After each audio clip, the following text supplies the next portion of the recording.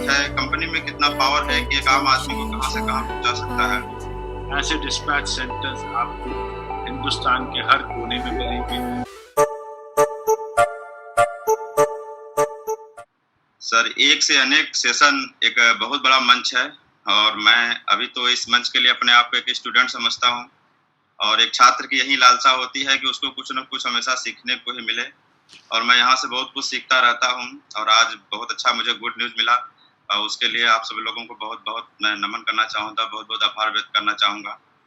Sir, मैं यहाँ पर एक अपने जो लाइफ़ की जर्नी रही है उसके माध्यम से मैं बस ये छोटा-सा एक प्रयास मेरा होगा, ये बताने का कि यहाँ पे जो मुझे गाइडेंस मिला, जो मुझे यहाँ पे नॉलेज मिला, जो ट्रेनिंग मिली उसमें कितना सामर्थ्य है, कंपनी में कितना पावर है कि एक आम आदमी को कहाँ से कहाँ पहुँचा सकता है।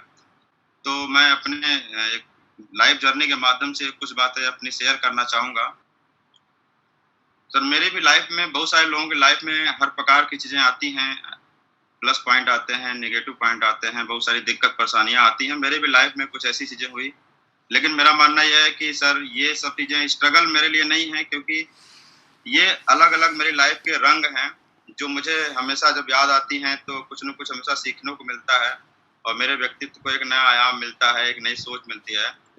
तो मैं अपनी लाइफ़ के बारे में कुछ बातें शेयर करना चाहूँगा। आज की अगर मैं बात बोलूँ, आज सिर्फ़ बिज़नेस की बदौलत आर्थिक उन्नति मेरी होती चली जा रही है, शारीरिक उन्नति भी हो रही है, पारिवारिक उन्नति भी हो रही है, सामाजिक उन्नति भी हो रही है, आध्यात्मिक उन्नति भी हो रही है। तो पूरी लाइफ़ एक बैलेंस लाइफ़ बन चुकी है, ये सिर्फ़ में ही पॉसिबल है और ऐसा सब कुछ मुझे मिल रहा है। तो ये मेरी जो ये बैलेंस लाइफ़ है, मैं अपने इस बैलेंस लाइफ़ के लिए सबसे पहले मैं नमन करूँगा भगवद गीता में उस ज्ञान को, जो मैं बचपन में कुछ पढ़ा था, उसको अमल में लाने की कोशिश भी किया और अपने इष्ट देव जो मेरे बजरंगबली जी हैं, मैं बचपन से भी इनसे जुड़ा हुआ हूँ, पूजा या व्रत के माध्यम से और श्री गुरुजी रविशंकर जी आज से लगभग 10 साल पहले मैं आर्ट ऑफ लिविंग का कोर्स कर लिया था और मैं इनको अपना गुरु बहुत पहले ही मानता था। तो ये तीनों शक्तियाँ सर शेख साहब से पहले से मैं जुड़ा था और मेरे लिए बड़े सौभाग्य की बात है कि ये तीनों शक्तियाँ किसी न किसी रूप में आज शेख साहब में भी आ गई आप लोगों के आशीर्वाद से। मैं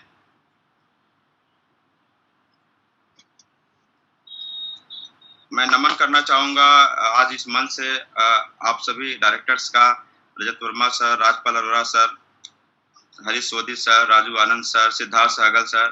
सर, आप सब लोगों ने इतना खूबसूरत प्लेटफ़ॉर्म बना दिया है कि आज हम लोगों की लाइफ़ बहुत सारे लोगों की बदलती चली जा रही है और मुझे ऐसा लगता है कि शायद आप लोगों को भी अंदाज़ा नहीं होगा कि कितना खूबसूरत प्लेटफ़ॉर्म है और मैं कंपनी के सम्मान में और आप लोगों के सम्मान में कुछ लाइनें मैंने लिखा था, मैं चाहूँगा उसको शेयर करूँ कि अ, समाज की ठोकरों ने जिसे गूँगा बना दिया था, समाज की ठोकरों ने जिसे गूँगा बना दिया था, ऐसे गूँगों को बड़े-बड़े मन से मैंने दहाड़ते देखा है, गरजते देखा है।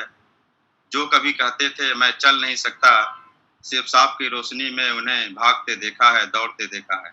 सर, बहुत खूबसूरत प्लेटफ़ॉर्म है, इसके लिए जितना भी बोला जाए वो सब कुछ कम ही होगा। मैं आप सब लोगों को कोट-कोट नमन करना चाहूँगा। मैं बहुत-बहुत आभार व्यक्त करना चाहूँगा कंपनी के सभी staff, Natarajan sir, Inder sir, Gopal sir, Anjali ma'am, Ravinder sir, Rajesh ji, Pravesh ji, Rawat ji, Ramnath ji, Ankita जी, नरेश जी और मैं बहुत-बहुत आभार व्यक्त करना चाहूँगा उन सभी कंपनी के top leaders, Sanjay Katoch sir, Sanjay Jain sir, Deepak sir, Harsh sir, Ajit Chaturvedi sir, Om Prakash sir, Narsingh Agarwal sir, Vijay Pal sir, Jasbir sir, बहुत सारे सीनियर्स हैं, मैं सबका नाम नहीं ले सकता, क्षमा चाहूँगा लेकिन आप सब लोगों ने यूट्यूब के माध्यम से, सोशल मीडिया के बहुत सारे किसी न किसी माध्यम से हमारी टीम में कंट्रीब्यूशन आप सब लोगों की वजह से मिला हुआ है। आज हम लोग जो भी मुकाम हासिल किए हैं, उसमें सबका कहीं न कहीं योगदान है। मैं आप सब लोगों को भी बहुत-बहुत नमन करना चाहूँगा, बहुत-बहुत धन्यवाद व्यक्त करना चाहूँगा। अब मैं कुछ ऐसे सीनियर्स का स्पेशल आभार व्यक्त करना चाहूँगा जिन्होंने प्रत्यक्ष रूप से फिजिकली डायरेक्टली मेरी टीम में सपोर्ट किया। इवाल के माध्यम से, सक्सेस डे के माध्यम से, बूट कैंप के माध्यम से मेरी टीम हमेशा कुछ न कुछ सीखती रही है। हर्ष सर, दीपक सर, आप लोगों का लेवल बहुत बड़ा है। आप सब लोग आसमान पे रहकर भी ज़मीन पे रहने वालों के मन में जो दिक्कत हो, परेशानी हो, जो उनकी व्यथा हो उसको समझना और केवल समझना नहीं उसको निवारण भी करना ये बहुत ही असाधारण प्रतिभा होती है। मैं तो बस भगवान से यही प्रार्थना करूँगा कि हर जन्म में मुझे आप जैसे मार्गदर्शक ही मिलें। Sunil Maan sir, Ajay Pillai sir, Amit Mishra sir, Subodh sir, Yashas Panda sir, Pradeep Mishra sir, Sanjay Tiwari sir, आप लोगों के माध्यम से हमेशा टीम में कभी न कभी कुछ न कुछ ट्रेनिंग जानकारी प्रत्यक्ष रूप से मिलती रहती है, जिससे कि हम लोगों की टीम में बहुत सारा नॉलेज बढ़ रहा है और उसका प्रोग्रेस हो रहा है। इसके लिए आप सब लोगों को मैं बहुत बहुत धन्यवाद देना चाहूँगा, बहुत बहुत आभार व्यक्त करना चाहूँगा। मैं अपने उस टीम लीडर्स की बात आज यहाँ पे करना चाहूँगा, जिसके बिना आज हम लोग इस मुकाम पे नहीं पहुँच पाते। मेरी टीम में एक से बढ़कर एक जोशीले लीडर्स हैं। ज्योति प्रकाश हैं, जयप्रकाश पटेल हैं, अनिल कुमार रजक हैं, सुनील उपाध्याय जी, ओम प्रकाश मौर्य जी, अशोक कुमार मौर्य, किशकांत दिवाकर, विनोद कुमार मौर्य, गुलाब चंद मौर्य और सुरेंद्र कुमार बिंद, ये वो जोशीले लीडर्स हैं जिसके दम पे हम लोग बड़े बड़े सपने बनाते हैं और उसको पूरे करते जाते हैं। तो आज हम जहाँ भी पहुंचे हैं उसमें आप सब लोगों का भी बहुत बड़ा योगदान रहा है। मैं आप सब लोगों को भी बहुत बहुत आभार व्यक्त करना चाहूँगा। मैं नमन करना चाहूँगा अपने गुरु को। प्रथम गुरु हैं जो हमारी ज़िंदगी में, हमारे परिवार में, और वो कोई नहीं, हमारे माता-पिता हैं श्रीपति राजपति मौर्य और श्रीमती जगपति देवी। मैं अपने बचपन में बहुत सारी बातें अपने माँ-बाप से सीखा हूँ और वो मेरी ज़िंदगी में हमेशा काम आता है। मेरे पिताजी बचपन में बहुत अच्छी ज़िंदगी जी रहे थे। घर में, गाँव में बहुत अच्छा रुतबा था, बढ़िया मकान बना हुआ था, प्रॉपर्टी थी, बाग-बगीचे थे। लेकिन एकाएक मेरे दादाजी मेंटली रिटार्डेड हो गए, कुछ ऐसा एक्सीडेंट हुआ जिसकी वजह से पूरे गांव में लोगों ने उसका मिसयूज किया और बहुत सारे प्रॉपर्टी, सारे बाग बगीचे, बहुत सारी चीजें सब लोगों ने हड़प लिया। तो मेरे पिताजी की जो स्थिति थी वो बहुत ही ज्यादा बदतर हो गई और बुरी हो गई और उन्होंने उस स्थिति में भी लड़ा, अपने आप में कभी ईमानदारी छोड़ा नहीं, जिद था उनके अंदर। और मेरे अंदर आज कुछ कोई भी जिदपन क्वालिटी जो है, मेहनत करने की जो क्षमता है, वो मुझे मेरे पिताजी से ही मिला हुआ है।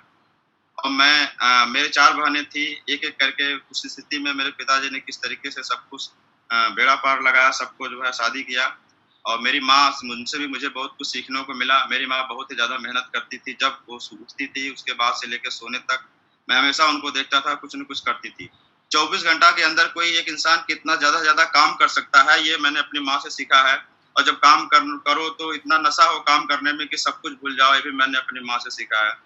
मेरी माँ मेरे पिताजी का जब दिक्कत थी तो उसमें काफ़ी सहयोग की और ये मुझे पता चला कि उस समय सब सर पे जो है टोकरी रखकर गाँव-गाँव सब्जी बेचने जाती थी। इस तरीके से सहयोग कर रही थी किसी भी रूप में। और मेरी माँ बताती है कि उस समय गाँव में कुछ एक प्रचलन था, एक 3-4 औरतें आपस में बैठ करके गाँव की बर्तन माँजती थी बाहर। मैं गाँव से बिलॉन्ग करता हूँ। तो कभी-कभी ऐसा होता था, खाना नहीं बनता था, खाने के लिए कुछ नहीं होता था शाम को। तो मेरी माँ जो है, अब बर्तन तो माँजना ही पड़ेगा, तो मेरी माँ जो है केवल पानी गरम करके बर्तन काला करती थी और उसको ले जा करके माँजती थी। तो ऐसी-ऐसी दिक्कतों, ऐसी-ऐसी परेशानियों को झेल करके बचपन में हम लोगों को इन लोगों ने पाला और बुरी परिस्थितियों से लड़ने का जो क्वालिटी है, जो क्षमता है, ये हमें अपने माँ-बाप से ही मिला है, एक जीन के रूप में हमें मिला हुआ है। मैं अपने माँ-बाप को हमेशा चरण स्पर्श करना चाहूँगा। मैं अपने परिवार में सबसे छोटा हूँ, साथ में ट्रिपल डायमंड हूँ। मुझसे जो बड़े भाई हैं, गुलाब चंद मौर्य, वो रूबी हैं, और जो मेरे सबसे बड़े भाई हैं श्यामधर मौर्य जी, वे वीनस हैं। मेरे बड़े भाई जो श्यामधर मौर्य जी हैं, अगर मैं उनके बारे में बात करूँ तो he is all in one. मेरे लिए वो सब कुछ हैं। वो मेरे लिए बड़े भाई भी हैं, मेरे लिए गुरु भी हैं, मेरे लिए माँ-बाप का भी रोल उन्होंने अपना पूरा किया, मेरे लिए भगवान भी हैं। और मेरी बहुत सारी कई प्रशंसा, तालियां, बहुत सारे मेरी ज़िंदगी में मुझे जो भी रिवार्ड मिला है, मैं सब कुछ उनके चरणों में अर्पित करना चाहूँगा। क्योंकि मैं तो केवल एक घड़ा मात्र हूँ, लेकिन वास्तव में इस घड़े को जिस कुम्हार ने बनाया वो मेरे बड़े भाई ही हैं, श्यामधर मौर्य जी हैं, और मैं उनको कोट-कोट मैं नमन करना चाहूँगा। एक और नाम है जिनका योगदान मैं नहीं बोल सकता, और वो कोई और नहीं, मेरी खुद की वाइफ हैं, धर्मपत्नी। और ज़्यादातर लेडीज़ का एक सपना होता है कि मैं पढ़ लिख करके जॉब करूँगी, गवर्नमेंट जॉब करूँगी, और मेरी वाइफ का भी ये सपना था। इन्होंने बीपीएड किया और गवर्नमेंट जॉब इनको मिला भी। एज ए टीचर इन्होंने काम करना शुरू किया, लेकिन शादी के बाद जब मैं आउट स्टेशन बिजनेस के लिए बाहर जाने लगा तो थोड़ा बहुत दिक्कत शुरू हुआ। तो इन्होंने मेरा सहयोग करने के लिए, मेरा सपोर्ट करने के लिए और मेरे सपनों के लिए एक बहुत बहुत बड़ा डिसीजन लिया और अपना उस सपना जो था जॉब करने का, उसको छोड़ दिया, रिजाइन दे दिया, और मेरे साथ में पूरा आज सहयोग कर रही हैं। बिजनेस में भी सपोर्ट करती हैं। स्टेज पे बहुत बार कभी-कभी जहाँ ज़रूरत पड़ी है, इन्होंने मुझे सहयोग करने, मेरा साथ देने के लिए आई हैं।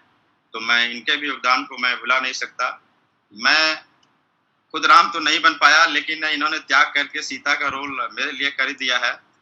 मैं अपने लाइफ की कुछ ऐसी बातें बताना चाहूँगा सर, जो कि हमेशा मुझे याद रहती हैं और मुझे ज़मीन से जुड़े रहती हैं। कुछ वाक़या ऐसे बचपन की मुझे याद हैं, कुछ ऐसी घटनाएँ याद हैं, हमेशा बार-बार याद आती रहते हैं और मुझे जोड़े रहते हैं ज़मीन से।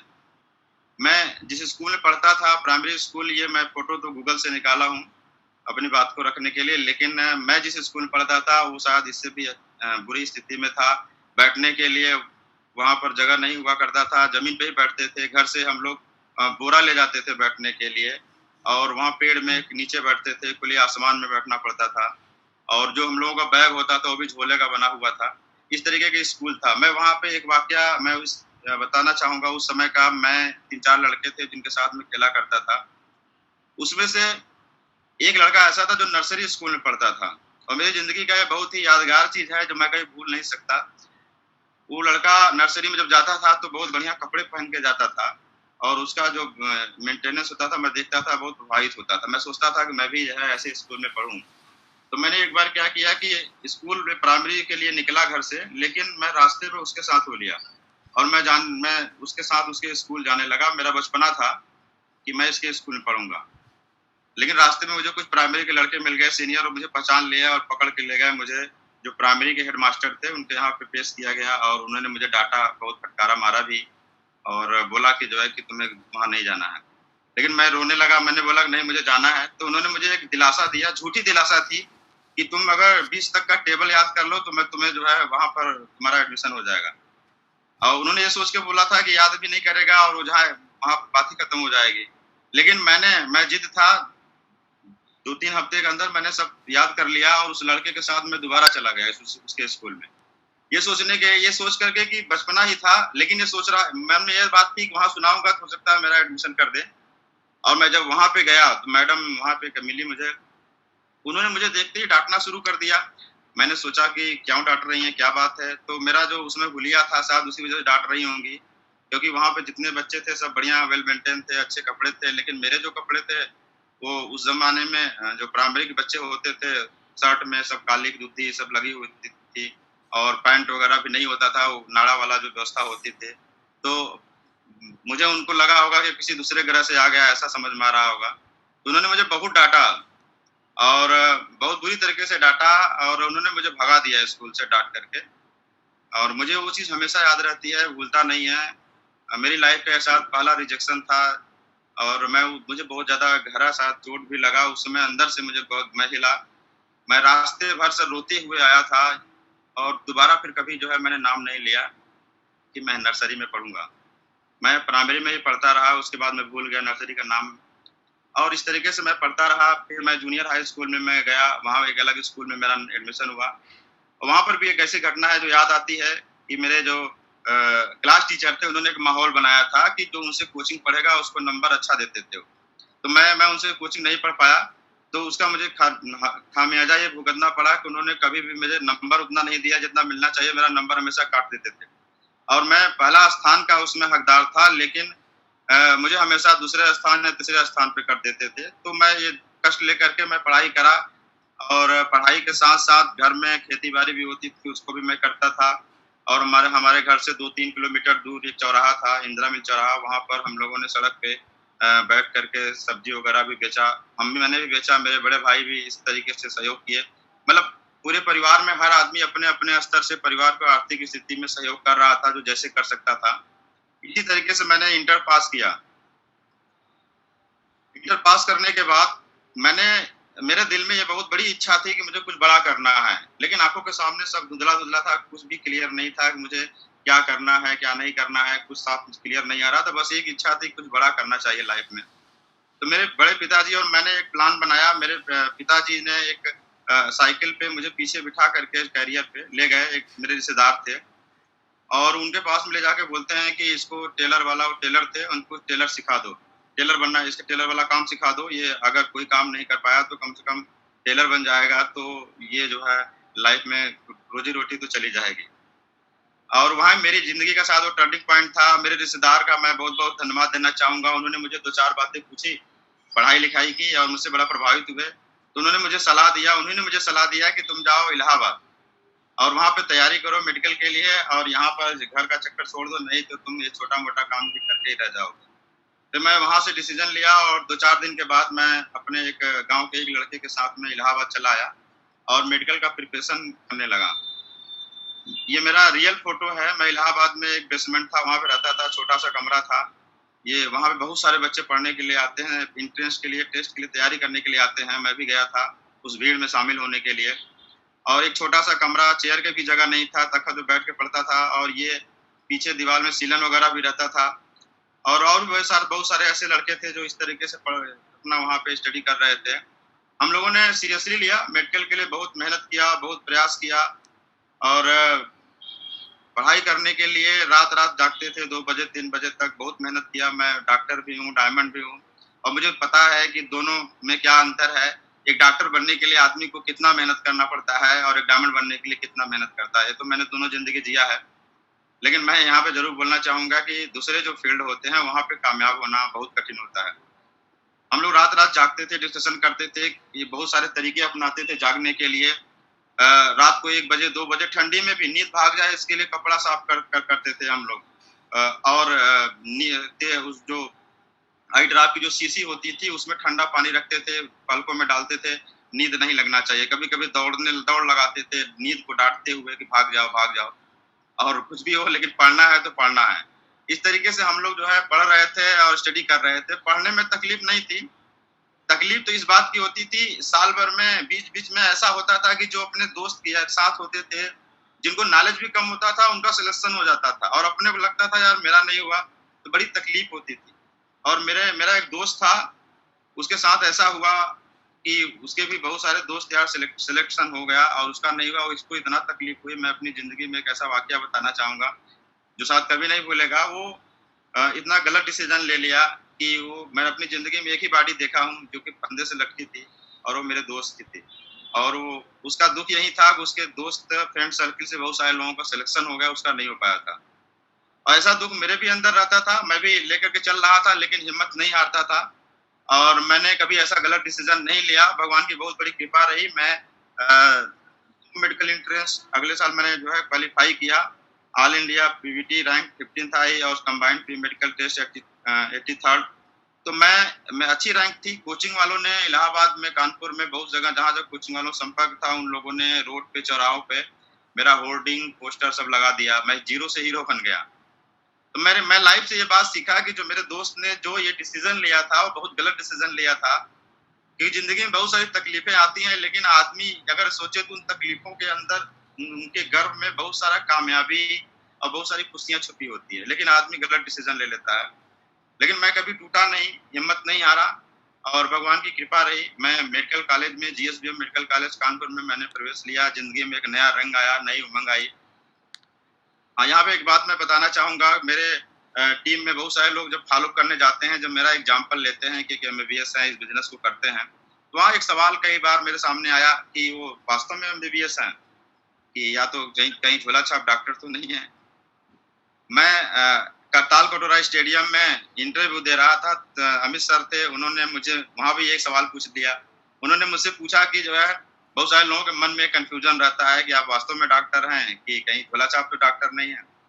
ये सवाल मुझे बार बार परेशान करता है। मैं बताना चाहूंगा कि मैं 2006 बैच में GSBM मेडिकल कॉलेज में मेरा पैरा A2 बैच था, वहाँ मैंने स्टडी किया हुआ है। और उस इंटरव्यू में ताल कटोरा स्टेडियम में मैंने अपना वो सर्टिफिकेट जो ID प्रूफ था उसमें मेरा रजिस्ट्रेशन नंबर था, मैंने वो भी दिखाया हुआ है।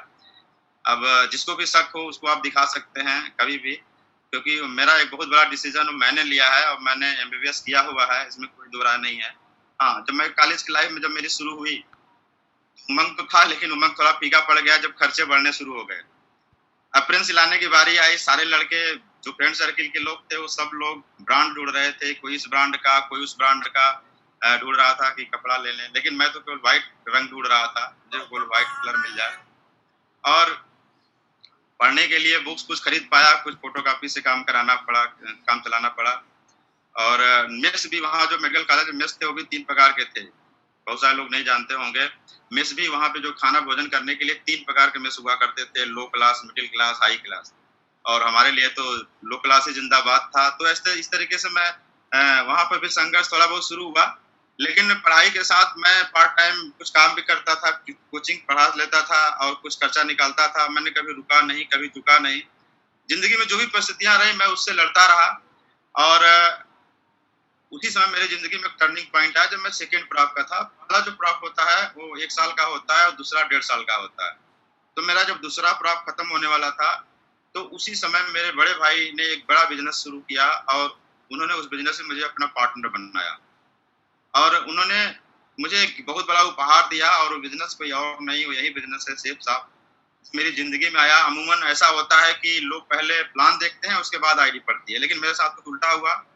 मैं पहले मेरी आईडी पड़ गई थी, उसके बाद मैंने प्लान देखा और जब प्लान देखा तो मैं सोचने लगा कि क्या मैं इसको कर सकता हूँ, मैं कैसे करूँ, क्योंकि मेडिकल में पढ़ाई का बहुत प्रेशर होता था कॉलेज में।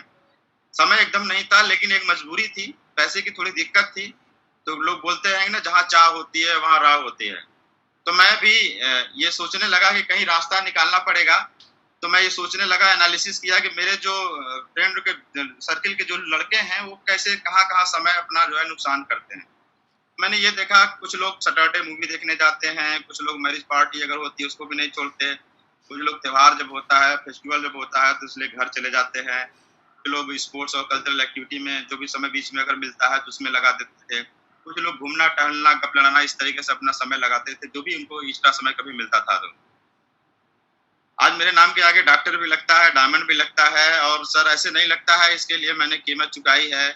मैं मेडिकल कॉलेज में ये सब कुछ छोड़ दिया। मैंने ये फैसला लिया कि मैं मूवी नहीं देखूंगा, मैं मैरिज पार्टी में नहीं जाऊंगा, मैं फेस्टिवल मैंने बाय कर दिया, स्पोर्ट्स एंड कल्चरल एक्टिविटी को भी बाय कर दिया, वॉकिंग एंड टॉकिंग। मैंने डिसीजन लिया कि मैं केवल और केवल सेफ साहब बिजनेस करूंगा, पार्ट टाइम में ही करूंगा लेकिन पूरी शिद्दत से करूंगा। मैं बीच के जो हफ्ते होते थे कानपुर में मैं कुछ लोगों से मिल लेता था, फोन से बात हो जाती थी, इस तरीके से मैं काम करता था। लेकिन मैंने सोचा बाद में कि मैं अपना बिजनेस भी बाहर जिलों में बढ़ाऊंगा। मैं मेडिकल कॉलेज में रहते हुए अपना बिजनेस कानपुर के अगल बगल जो जिले थे वहां भी बढ़ाने की मैंने कोशिश किया।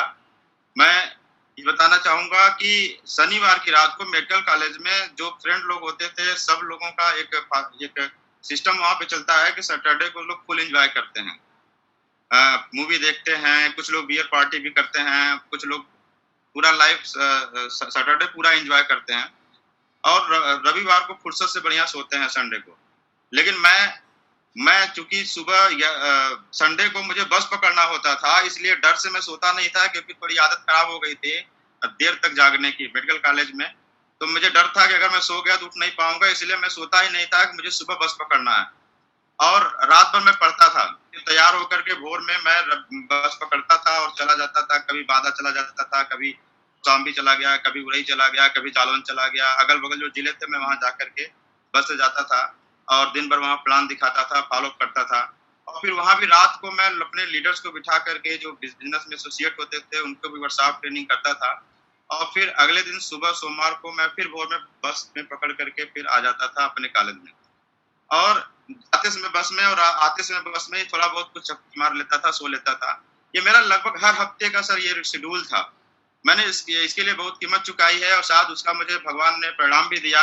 मेडिकल कॉलेज में एज ए स्टूडेंट मैंने जो अचीवमेंट लिया सेफ साहब की वजह से, वो शायद दूसरे स्टूडेंट के लिए बहुत कठिन होता है। मैंने मेडिकल कॉलेज में मेरा जितना भी पढ़ाई का खर्चा था वो सब मैं अपने ही दम से निकाल लिया, कोचिंग वगैरह पढ़ाने की जरूरत नहीं पड़ी।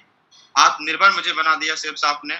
उसके बाद में मैं महीने के अंत में मेरे जितने दोस्त यार थे वो सब फोन लगाते थे अपने घर पे, वो बोलते थे पापा पैसा खत्म हो गया है भेज दीजिए। लेकिन मैं सेफ साहब का आपको मेरे लिए जो सेफ साहब ने किया मैं वो चमत्कार बताना चाहूंगा कि मैं इतना लाइफ में चेंज हो गया कि मैं महीने के लास्ट में फोन करता था अपने पापा को, बोलता था पापा कुछ पैसा मैंने डाल दिया है आप निकाल लीजिए। तो ये मेरे लिए सिर्फ साहब ने किया। सर आपने इतनी खूबसूरत कंपनी बना दिया, इतना सुंदर प्लेटफॉर्म बना दिया है कि एक स्टूडेंट कहाँ से कहाँ पहुंचने गया। खुद की कमाई से मोबाइल लिया, बाइक लिया, लैपटॉप लिया कॉलेज लाइफ में। ये बहुत बड़ी बात नहीं है। मेरे कॉलेज में बहुत सारे पढ़े लिखे, बहुत सारे अच्छे घर के लोग थे, उनके लिए बहुत छोटी बात थी, वो हर हफ्ते ऐसी चीजें खरीद सकते थे।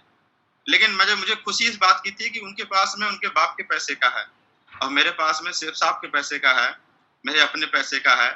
और मैंने मेडिकल कॉलेज में अपना वो भी सपना पूरा किया जो कि एक आम आदमी सोचता भी नहीं। वो खूबसूरत सपना मैं जब फाइनल क्रॉप में आया तो एक सर्टिफिकेट लेना था जो कानपुर से लखनऊ जाना था सभी बच्चों को, तो सबने बस बुक कराया, चंदा मिला करके बस बुक कराया, वो सर्टिफिकेट लेने जाना था। लेकिन मैं केवल अकेला मैं ऐसा लड़का था अपने कॉलेज में जो कि नहीं बस के थ्रू गया, क्योंकि भगवान की कृपा रही, आप लोगों का आशीर्वाद रहा, सेठ साहब का चमत्कार रहा मेरे पास में। उस समय पूरी गाड़ी भी आ चुकी थी सेठ साहब की वजह से, पहली मेरी गाड़ी Tata Indigo TCS top model. Sir ये चमत्कार किया सेठ साहब ने आपके बनाए सुंदर प्लेटफॉर्म में हमारे लिए। मैं अपने परिवार के बारे में बताना चाहूंगा। हम लोग 3 भाई हैं और ये मेरे बड़े भाई हैं जो साइकिल से चलते थे, और ये साइकिल उनकी शादी में गिफ्ट में मिला था। ये वही साइकिल है जो 18 साल तक मेरे परिवार में सेठ साहब से पहले चल रही थी, 18 साल से ज्यादा समय तक चली थी। ये वही साइकिल है जिसका टायर बदल गया होगा, जिसका रिम बदल गया होगा, जिसका हैंडल बदल गया होगा, बेल बदल गया होगा, पैंडल बदल गया होगा, कैरियर बदल गया होगा, सीट बदल गया होगा, लेकिन ये साइकिल नहीं बदल पाई। ऐसी परिस्थितियां थी कि हम लोग इस साइकिल को नहीं बदल पाए, लेकिन सेठ साहब हम लोगों की जिंदगी में आया, बहुत सारी बाइक से आई, और आज सेठ साहब का चमत्कार हमारे परिवार के लिए ये है, आज बहुत सारे कई सारे कार आ चुके हैं हम 3 भाइयों के लिए। मारुति अल्टो 2 साल के अंदर आ गया मेरे फैमिली में, टाटा इंडिगो आ गया, उसके बाद में मारुति स्टीम भी आ गया, डैटसन रेडिगो आ गई, अगली कार मारुति डिजायर आ गई, महिंद्रा की स्कॉर्पियो आ गई, महिंद्रा एक्सयूवी 500 भी आ गई, हुंडई क्रेटा भी आ गई, और महिंद्रा अल्टुरस भी आ गई। धीरे धीरे करके 3 भाई आज हैं, 9 कारें आ चुकी है सेठ साहब बिजनेस से। ये सेठ साहब का चमत्कार है सर। हम लोग बचपन में कभी खिलौने की गाड़ी नहीं मिली थी, जो नकली गाड़ी होती है वो भी नहीं नसीब हुआ था, और हमारे रिश्तेदार आज बोलते हैं आज आप लोगों ने तो आप लोग ऐसे गाड़ियां खरीदते हो जैसे कि खिलौने खरीद रहे हैं। तो ये सेठ साहब का चमत्कार है, आप लोगों का आशीर्वाद है, घमंड की बात नहीं है, ये सेठ साहब का पावर है कि आज खिलौनों की तरह हम लोगों के घर में गाड़ियां आ चुकी हैं।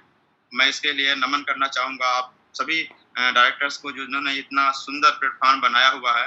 मैं अपने परिवार की बात करना चाहूंगा कि सेठ साहब मेरे परिवार के लिए केवल बिजनेस नहीं है, हम लोगों के लिए धर्म बन चुका है। आज पूरी शिद्दत के साथ हम लोग इस बिजनेस में काम करते हैं। एक ही परिवार में 30 आईडी पड़ी हुई है, और एक ही परिवार में आपको 11 लेवल मिल जाएंगे। मेरे परिवार में एक ही परिवार में अगर आप आएंगे तो 4 सिल्वर मिल जाएंगे, 1 गोल्ड मिल जाएगा, 1 पर्ल मिल जाएगा, टोपाज मिल जाएंगे, 1 रूबी मिल जाएगा, 1 ट्रिपल डायमंड और 1 वीनस। एक ही परिवार में ये इतने सारे लेवल आपको मिल जाएंगे। इस कदर हम लोगों ने सेठ साहब पे विश्वास किया, इतनी शिद्दत से सेठ साहब हम लोग करते हैं, तन मन धन सब कुछ सेठ साहब पे लगाया है, और उसका परिणाम भी हमें मिला है, उसका रिटर्न भी हम लोगों को मिला है। उसके लिए हम लोग हमेशा आभारी रहेंगे इस सिस्टम का। अब मैं अपनी जिंदगी का वो सपना बताना चाहता हूँ, अपनी जिंदगी का लक्ष्य बताना चाहता हूँ, क्योंकि एक एमबीबीएस स्टूडेंट, जब कोई लड़का एमबीबीएस करता है तो उसका एक सपना होता है, हर एमबीबीएस स्टूडेंट का एक सपना होता है, कोई यूजी करने के बाद वो पीजी करेगा, एमडी करेगा, एमएस करेगा। ये मेरा भी सपना था। मैं फर्स्ट ड्राफ्ट से ही पीजी के लिए तैयारी शुरू कर दिया था कि आगे चल के मुझे एमएस आर्थो करना है, और मेरा एक बहुत बड़ा सपना था जो मेरे खून में बसा हुआ था। लेकिन जब फाइनल ड्राफ्ट में मैं पहुंचा तो मेरे साथ धर्म संकट शुरू ये हुआ कि मेरे पास में सेठ साहब की बहुत बड़ी टीम बन गई थी, और मेरा एक तरफ सपना था कि मुझे एमएस आर्थो करना है, दूसरी तरफ ये था कि जो मेरे लोग हुए हैं, मेरे जो टीम में लोग हैं सेठ साहब में, उनके सपनों को पूरा कराना है। तो मैं बहुत बड़े धर्म संकट और मेरे मन के अंदर लड़ाइयां हमेशा उथल पुथल रहता था कि मुझे करना क्या है आगे चल के, कि मैं अपना सपना पूरा करूं कि फिर इनके लिए जो है निर्णय लूं। मेरे रिश्तेदार भी जानते थे कि इनको डॉक्टर बनना है, मेरे घर वाले सब लोग एक उम्मीद बना के रखे थे कि इसको बहुत बड़ा डॉक्टर बनना है। मैं भी उम्मीद बनाया था, मेरे भी सपना था। तो मेरे लिए बहुत बड़ा फैसला करना था, मेरे लिए बहुत कठिन फैसला करना था, और एक रात मैंने जिस रात ये फैसला किया उस दिन मैंने बहुत रोया, बहुत बिलख बिलख के मैं रोया था, क्योंकि मैंने अपनी जिंदगी का वो सपना छोड़ दिया जो बचपन से मैंने देखा था। मैंने सपना किया, मेरे दिमाग नहीं काम कर रहा था, मैंने उस रात फैसला लिया। मैंने अपनी आत्मा से पूछा, क्योंकि दिमाग नहीं बता रहा था क्या करना चाहिए। मैंने अपने आत्मा से पूछा मुझे क्या करना चाहिए, तो मेरे अंदर से आवाज आई, मेरी आत्मा ने बोला, मेरे मन से आवाज आई कि एज ए डॉक्टर मैं लोगों की केवल बीमारी ठीक कर सकता हूँ, लेकिन as a sales of leader, as a diamond मैं लोगों की जिंदगी ठीक कर सकता हूँ। तो इसलिए मैंने फैसला लिया कि नहीं, मैं फुल टाइम में सेल्स ऑफ बिजनेस करूंगा। मैं अपना वो सपना छोड़ दिया, और बहुत कष्ट के साथ मैंने वो निर्णय लिया था, और मैंने सपना बनाया। मैं सेल्स ऑफ में इसलिए नहीं आया कि मेरे लाखों रुपए आ जाएंगे महीने का, मैं बहुत अच्छा कमा लूंगा, बहुत सारे सपने पूरे कर लेंगे। भगवान की कृपा थी, मेरे पास डिग्री थी, मैं ठीक ठाक पैसा कमा लेता कि अच्छी जिंदगी जी सकता था। लेकिन सेल्स ऑफ में मैं केवल इसलिए आया क्योंकि मेरी एक सोच है कि मुझे डायमंड्स ऑफ डायमंड बनना है। मेरी जो भी उम्र बची हुई है, 30 साल, 40 साल, 50 साल, भगवान मुझे पता नहीं कितना जिंदा रखेंगे, जितना भी जिंदा रखेंगे, मैं इस दुनिया में जाने से पहले कम से कम 10,000 लोगों को डायमंड बनाना चाहता हूँ, 10,000 लोगों को 1 लाख के ऊपर महीने के इनकम कराना चाहता हूँ, 10,000 लोगों को 4 व्हीलर गाड़ी दिलाना चाहता हूँ, 10,000 लोगों को मकान अपनी योगदान से बनवाना चाहता हूँ। ये मेरा जिंदगी का एक सपना, बहुत बड़ा सपना है, कठिन भी है, लेकिन अगर आप लोगों का आशीर्वाद रहा, भगवान की कृपा रही तो ये जरूर पूरा होगा। और मैं भगवान से प्रार्थना करूंगा, भगवान जब तक मेरा सपना पूरा ना हो जाए मुझे बुलाइएगा नहीं, और आप लोगों से भी आशीर्वाद चाहूंगा कि मेरा सपना पूरा हो। अंत में मैं अपने सभी छोटों जो भी यहाँ पर डायमंड, डबल डायमंड है, मैं उन सब लोगों से एक अनुरोध करना चाहूंगा, छोटी सी मेरी सलाह है, और सलाह इसलिए है क्योंकि आज हम लोगों को मार्केट में कुछ बैड न्यूज सुनने को मिलता है कि किसी ने कोई कंपनी चेंज कर दिया या किसी ने जो है सिस्टम की चेंज कर दिया। तो मैं उसके लिए एक बात बताना चाहूंगा कि एक एंजाइम होता है हमारे बॉडी में। एंजाइम का काम क्या होता है? Enzyme catalyse chemical reaction that do not normally proceed. Enzyme जो होता है ये किसी भी केमिकल रिएक्शन को जो होना भी नहीं होता उसको इनिशिएट कर देता है, उसको शुरू कर देता है, और कोई शुरू ही नहीं करता उसको बहुत ही ज्यादा फास्ट भी कर देता है। ये एंजाइम का काम होता है, हमारे बॉडी में पाया जाता है। केमिस्ट्री में कैटलिस्ट ऐसे ही सब्सटेंस को बोलते हैं। और यहाँ पर मैं बात क्यों बता रहा हूँ? मैं इसलिए बता रहा हूँ क्योंकि कंपनी कोई भी हो, प्लस माइनस उसमें होता ही है, प्लस भी होगा माइनस भी होगा। अपलाइन भी कोई भी हो उसमें प्लस भी होगा माइनस भी होगा। जब प्लस प्लस मिलता है तो हमको बहुत अच्छा लगता है, लेकिन जब कोई माइनस ही जाता है तो हमें थोड़ी परेशानी होती है और हमारे अंदर दुख होता है। और रही बात दुख की, तो दुख तो घर घर में है। पत्नी अपने पति से परेशान है किसी न किसी पॉइंट को लेकर के, पति अपने पत्नी से परेशान होगा, कोई बाप अपने लड़के से परेशान है, लड़का अपने बाप से परेशान है। तो दुख तो अपनी जगह है, वो आता है चला जाता है, फिर नॉर्मल सब कुछ हो जाता है। लेकिन जो दुख का पॉइंट है, उस पॉइंट से लेकर के डिसीजन का पॉइंट, निर्णय का पॉइंट कि मुझे इसको छोड़ना है, ये इनमें थोड़ा सा गैप होता है। दुख होना अलग मैटर है, लेकिन निर्णय लेना कि मुझे इसको छोड़ देना, ये अलग बात होती है। और कोई आदमी दुख या परेशानी से निर्णय लेने तक कैसे पहुंचता है, उसके लिए एक कैटलिस्ट काम करता है। हमारे शेफ साहब में भी एक कैटलिस्ट है, और मैं उसको बताना चाहूंगा। मैंने जो एनालिसिस किया है, मैंने अपने एक्सपीरियंस के आधार पर जो एनालिसिस किया है, कोई आदमी उस निर्णय तक कैसे पहुंचता है। तो शेफ साहब में जो कैटलिस्ट है वो है पैरेलल लाइन से अक्सर बात करने वाला। कुछ लोग ऐसे होते हैं जो पैरेलल लाइन से अक्सर बात करते हैं, कभी कभार हो गया हाय हेलो बात अलग है, लेकिन अक्सर बातें करना ये बहुत छोटी बात है, लेकिन बहुत बड़ा दुष्प्रभाव डालती है। एक आदमी के अंदर जो मानसिक टेंशन होता है ना, वो खत्म हो जाएगा, समय के साथ खत्म हो जाएगा। लेकिन जब वो पैरेलल लाइन से बात करता है तो कोई न कोई पैरेलल लाइन वाला उसको यहाँ तक पहुंचा देता है, कोई निर्णय ले सके कि कंपनी बदल सकता है। या कुछ लोग तो सिस्टम ही चेंज करने पे उतारू हो जाते हैं और सिस्टम भी चेंज कर देते हैं। तो मैं अपने सभी साथियों से अनुरोध करना चाहूंगा कि प्लीज अपनी टीम में लोगों को एजुकेट करिए और अपने आप को भी इस चीज से बताइए, क्योंकि इसका दुष्परिणाम बहुत बुरा होता है। जब आदमी ये सब चीजें चेंज करता है तो वो उसकी अपलाइन भी हाथ से जाती है, डाउन लाइन भी हाथ से जाती है, और जिसको सुनने के लिए कई हजार लोग लाइन लगाते थे, उसको सुनने के लिए भी कोई नहीं मिलता है। तो मैं सबसे यही अनुरोध करना चाहूंगा, रिक्वेस्ट करना चाहूंगा कि इस चीजों से बचें। ये बहुत ही इसका बहुत बुरा दुष्परिणाम होता है। मेरे बड़े भाई श्यामधर मौर्य जी हमेशा एक कहावत कहते हैं कि बुरे काम का बुरा नतीजा ना मानो तो करके देखो, या जिसने जिसने किया उसका जाके घर देखो। तो ये बहुत ही बैड इफेक्ट है, इससे पड़ता है, समझ में नहीं आता, लेकिन इसका बहुत बड़ा इफेक्ट आता है। तो आपका लेवल चाहे कोई भी हो, आप डायमंड, डबल डायमंड या फ्यूचर में कोई भी लेवल हो जाए, इस चीज से हमेशा अपने आप को बचाएं। अंत में मैं कंपनी के डायरेक्टर सर को स्पेशली इस बात के लिए बहुत बहुत धन्यवाद देना चाहूंगा जो उन्होंने FMCG के प्रोडक्ट लॉन्च किए, वेलनेस एंड हेल्थ केयर के प्रोडक्ट लॉन्च किए। प्रोडक्ट ऐसे हैं जो हम लोगों की इनकम को स्टेबल करेंगे, हम लोग इनकम को कई गुना बढ़ाएंगे, और उसका गुड न्यूज मिलना भी शुरू हो चुका है, और आगे बहुत बहुत बड़े धमाके होंगे।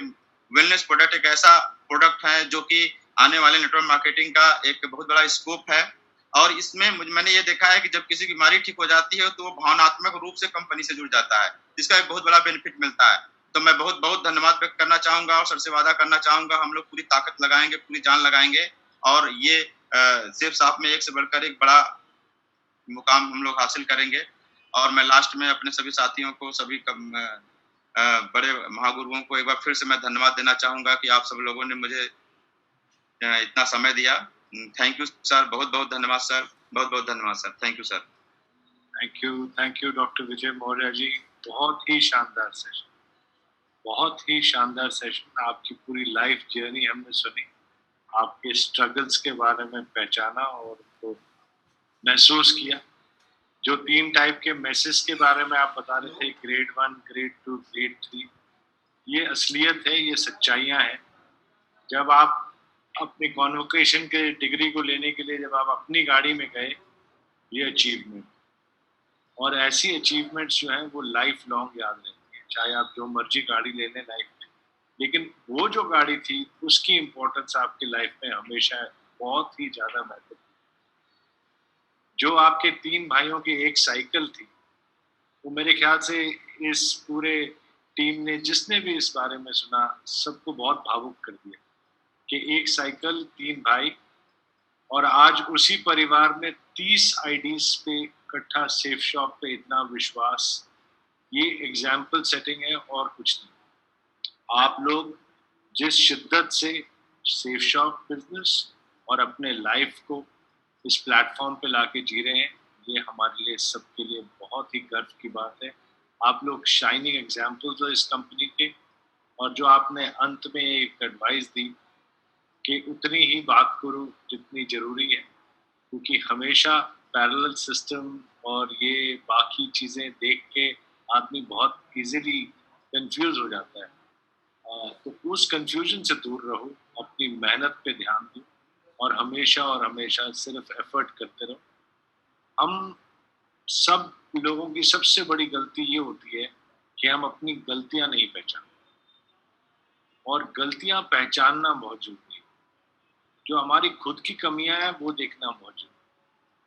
कंपनी की इस वक्त कमियां हैं डिस्पैच में डिलीवरी और डिलीवरी में डिले।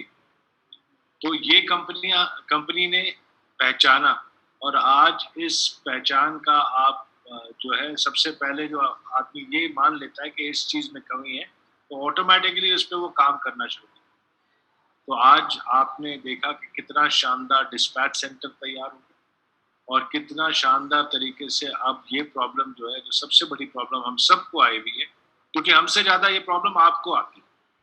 फील्ड में आप हो, हम लोग ऑफिस में हैं, हम लोग दिल्ली में हैं, लेकिन जो फील्ड में है, जो मेहनत कर रहा है, जिसने सेल करी हुई है, जिसकी जिम्मेदारी है वो माल पहुंचाना, जितना प्रेशर आप लोगों पे आता है और किसी पे नहीं आता। इसके लिए मैं बहुत आभारी हूँ कि आप लोग सारा उस प्रेशर को डील भी करते हैं, फॉलो अप भी करते हैं, कंपनी के साथ संपर्क में भी रहते हैं और उसको रिजॉल्व भी करते हैं, और सोल्यूशन देखना ही प्रॉब्लम का अंत है। तो आज हमने डिस्पैच के सोल्यूशन का एक पार्ट देखा, और बहुत जल्द आप और भी पार्ट्स देखेंगे, और आपको इन प्रॉब्लम्स के सोल्यूशन आपके सामने मिलते हैं। बहुत शानदार सेशन रहा आज का। हिस्टोरिक इसलिए भी है क्योंकि नंबर ऑफ सेल्स आज तक के सबसे ज़्यादा रहे। हिस्टोरिक इसलिए भी है क्योंकि हम लोग बहुत ही बड़े वेयर हाउस और डिस्पैच सेंटर से एक शुरुआत कर रहे हैं, और उसके बाद धीरे धीरे करके ऐसे डिस्पैच सेंटर्स आपको हिंदुस्तान के हर कोने में मिलेंगे, नॉर्थ, ईस्ट, वेस्ट, साउथ, और हर जगह ये डुप्लीकेट हो जाएंगे। तो आपकी ये जो सबसे बड़ी प्रॉब्लम डिलीवरी और डिस्पैच की आ रही है, ये बहुत जल्द आप सबके प्रयास के साथ खत्म हो जाएगी।